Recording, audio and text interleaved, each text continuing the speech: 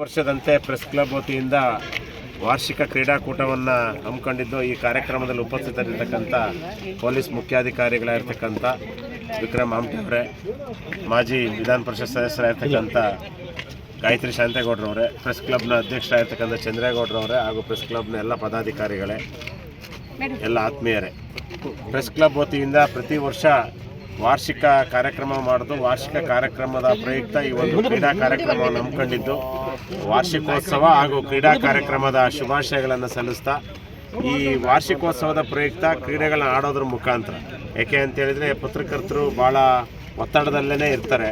ಪ್ರತಿದಿನ ಸುದ್ದಿ ತಗೊಳೋದು, ಸುದ್ದಿ ಕಳಿಸೋದು, ಆಮೇಲೆ ಏನು ಇಡೀ ಪ್ರಪಂಚದಲ್ಲಿ ನಗರದಲ್ಲಿ ನಡೆಯುವಂಥ ಎಲ್ಲ ಸುದ್ದಿಯನ್ನು ಸಾಮಾಜಿಕ ಜಾಲತಾಣಗಳಲ್ಲಿ ಮತ್ತು ಪತ್ರಿಕಾ ಮಾಧ್ಯಮ ಮತ್ತು ಎಲೆಕ್ಟ್ರಾನಿಕ್ಸ್ ಮೀಡಿಯಾದಲ್ಲಿ ಪ್ರಸರಣಗೊಳ್ಳಲು ಬೆಳಗ್ಗೆಯಿಂದ 24/7 ಕೆಲಸ ಮಾಡುವ ಪತ್ರಕರ್ತರು ಅವರ ದೈಹಿಕ ಸಾಮರ್ಥ್ಯವನ್ನು ಹೆಚ್ಚಿಸಿಕೊಳ್ಳೋದಕ್ಕೆ ಈ ರೀತಿ ಕ್ರೀಡಾಕೂಟಗಳಲ್ಲಿ ಭಾಗವಹಿಸೋದು ಭಾಳ ಒಳ್ಳೆಯದು ಅಂತ ಈ ಸಂದರ್ಭದಲ್ಲಿ ಹೇಳಲಿಕ್ಕೆ ಬಯಸ್ತೇನೆ. ಜೊತೆಗೆ ಮಾನಸಿಕ ಒತ್ತಡನೂ ಇರ್ತದೆ. ಮಾನಸಿಕ ಒತ್ತಡನೂ ಇವತ್ತು ಇಡೀ ಪ್ರೆಸ್ ಕ್ಲಬ್ನವ್ರು ಇಡೀ ದಿನ ಇಲ್ಲಿ ಕ್ರೀಡಾಂಗಣದಲ್ಲಿ ಆಡೋದ್ರಿಂದ ಮಾನಸಿಕ ಒತ್ತಡನೂ ಕಡಿಮೆ ಆಗ್ತದೆ ಅಂತ ಹೇಳ್ತಾ, ಅದರಲ್ಲೂ ಎಲ್ಲ ಕ್ರೀಡೆಗಳಿಗಿಂತ ಕ್ರಿಕೆಟ್ ಕ್ರೀಡೆಗೆ ಭಾಳ ನಮ್ಮ ದೇಶದಲ್ಲಿ ಭಾಳ ಹೆಚ್ಚು ಒತ್ತಾಸೆಯಿಂದ ಆಡ್ತಾರೆ. ಕಾರಣ ಕ್ರಿಕೆಟ್ ಹುಟ್ಟಿದ್ದು ಆಂಗ್ಲ ನಾಡಿನಲ್ಲಿ, ಆದರೆ ಹೆಚ್ಚು ಪ್ರಚಾರ ಇರ್ತಕ್ಕಂಥದ್ದು ನಮ್ಮ ದೇಶದಲ್ಲಿ.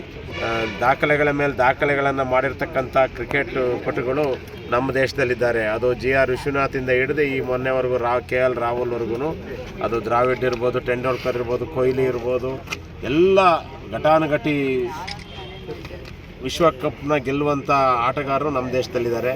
ವಿಶ್ವಕಪ್ನೂ ಸಹ ನಾವು ಈಗಾಗಲೇ 2 ಬಾರಿ ವಿಶ್ವಕಪ್ನ, 2 ಬಾರಿ T20 ಕಪ್ನ, ಮಹಿಳೆಯರ ವಿಶ್ವಕಪ್ನ ಎಲ್ಲ ಗೆಲ್ಲೋದ್ರ ಮುಖಾಂತರ ದಾಖಲೆಗಳನ್ನು ಮಾಡಿರ್ತಕ್ಕಂಥ ನಮ್ಮ ದೇಶ ಭಾಳ ಪ್ರೀತಿಯಿಂದ ಆಡುವಂಥ ಕ್ರಿಕೆಟ್ ಪಂದ್ಯಾವಳಿಯನ್ನು ನೀವು ನಡೆಸ್ತಾ ಇದ್ದು ಭಾಳ ಸಂತೋಷ ಅಂತ ಹೇಳ್ತಾ, ಮತ್ತೊಮ್ಮೆ ಎಲ್ರಿಗೂ ಪತ್ರಕರ್ತರಿಗೆ ನಾನು ಧನ್ಯವಾದ ಮತ್ತು ಅಭಿನಂದನೆ ಸಲ್ಲಿಸಿ ನನ್ನ ಮಾತು ಮುಗಿಸ್ತೇನೆ.